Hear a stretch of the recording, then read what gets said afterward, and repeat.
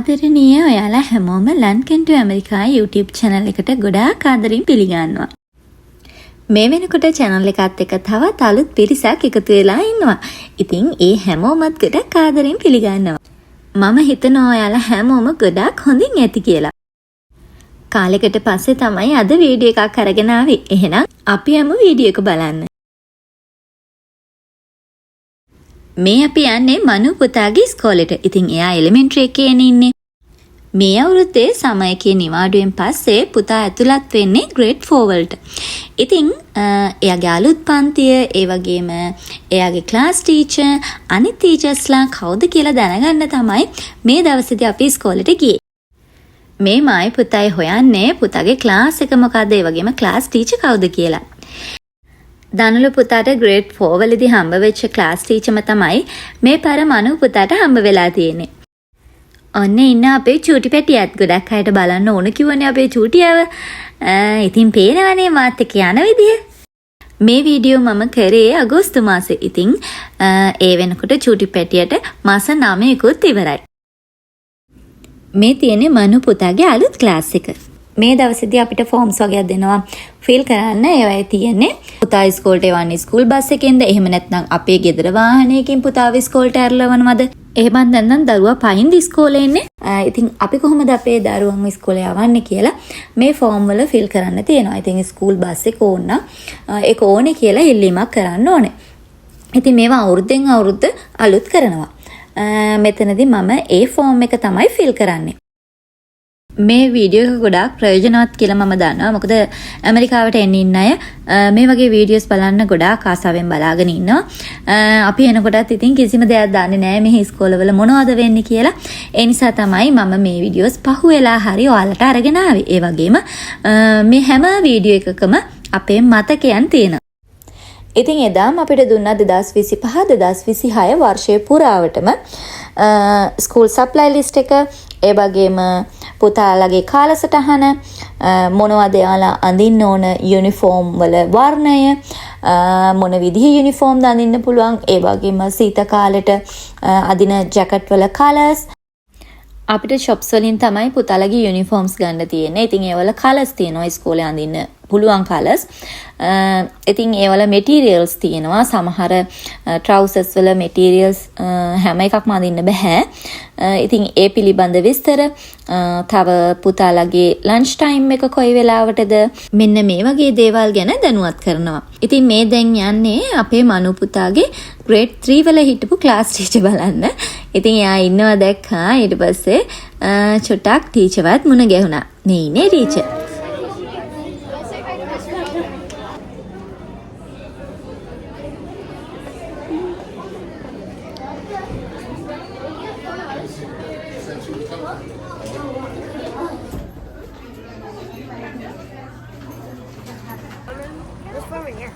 You just passed Miss Form.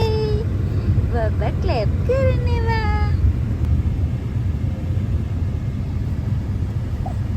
මේ අපි දැන් ඉස්කෝලේ ඉඳලා ගෙදර යන ගමන් තමයි ඉන්නේ. ඊළඟට අපි ආයෙමත් වෝල්මාර්ට් එකට යන්න ඕන කියලා හිතුවා. මොකද සප්ලයි ලිස්ට් එක මෙහෙමම අරගන්න ඕන නිසා. නමුත් ගෙදර ඉතින් අවශ්‍ය කරන දේවල් ටිකක් තියෙනවා ලිස්ට් එකට අදාළව. අඩුපාඩු මොනවද කියලා බලලා ඊළඟට අපි වෝල්මාර්ට් එකට ගියා. ඉතින් ඊට කලින් මේ ලිස්ට් එකට අවශ්‍ය දේවල් බලනකොට මේ අපේ චූටි පැටියට ඉතින් නිකන් ඉන්න බෑ. අපි මොනවද ගන්නේ කන්නේ යාටත් ඕන.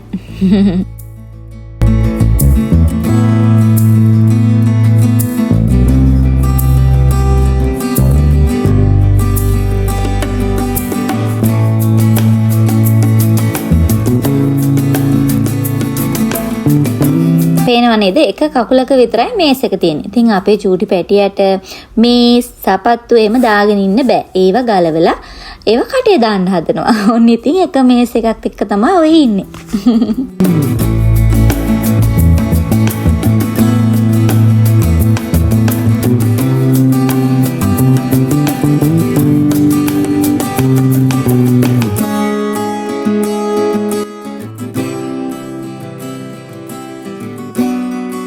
ඔන්න ඊළඟට අඩුපාඩු ටිකක් බලලා දැන් යන්න හදන්නේ වෝල්මාර්ට් එකට.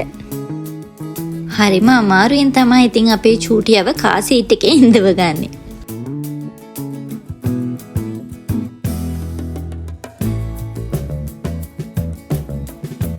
වෝල්මාර්ට් එකෙන් පුතාට අවශ්‍ය බඩු ටික ගන්න නම් බැරි වුණා. මොකද ඒවා ඉවර වෙලා තිබුණා. ඉතින් ඊළඟට අපි කරේ ගෙදර ඇවිල්ලා ඔන්ලයින් ඕඩර් කරා. ඊළඟට ගෙදරට අවශ්‍ය ග්‍රොසරිස් ටිකක් ගන්න තිබුණා. ඉතින් ඒ ටික තමයි මේ අරගන්නේ.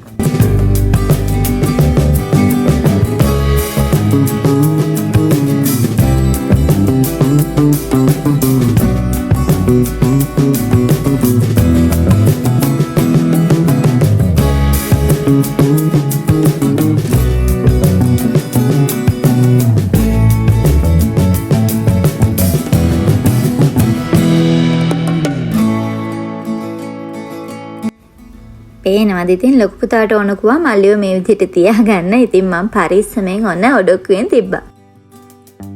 චූටියත් ආසයි මේ විදිහට වටපිට බල බල යන්න.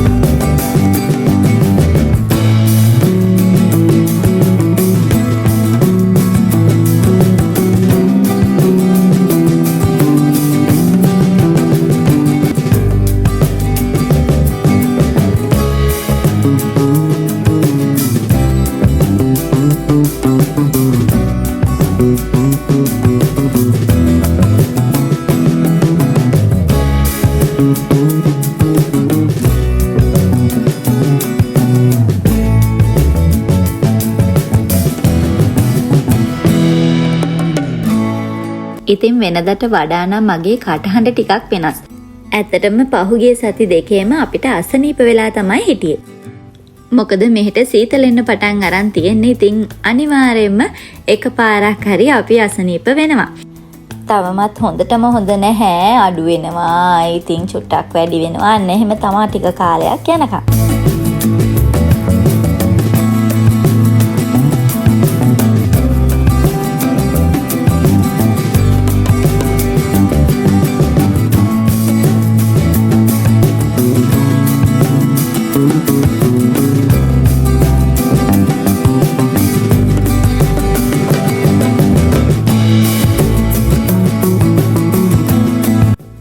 බඩු ගොඩාක් ගන්න තිබුණෙත් නැහැ. අඩුපාඩු ටිකක් තිබුණ නිසා ගත්තා.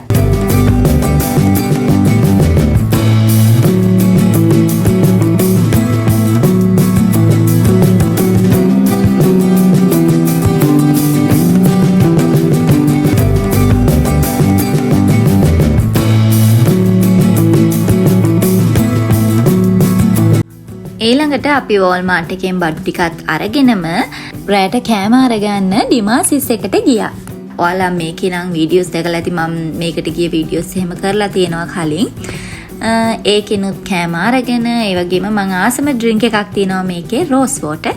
ඉතින් රෝස් වෝටර් එකකුත් අරගත්තා. මේකට ආවොත් රෝස් වෝටර් එකක් ගන්නවා. ඉතින් මේකේ තියෙන ඇරබික් කෑම අපේ රසට නම් නැහැ. ඉතින් ඒ කියන්නේ කටට සැරට නම් කන්න කෑම මෙහි නැහැ. ඒ උනට අවුලක් නැහැ ඉතින්. එහෙනම් අද වීඩියෝ එක මෙතනින් අවසන් කරනවා. ඉතින් වීඩියෝ එක බලපු ඔයාලා හැමෝටම ගොඩාක් ස්තුතියි. ආයෙත් වීඩියෝ එකක් අරගෙන ඉක්මනින් එන්නම්. එතකන් ඔයාලා හැමෝම සතුටෙන් පරිස්සමෙන් ඉන්න. සියලු දෙනාටම තෙරුවන් සරණයි.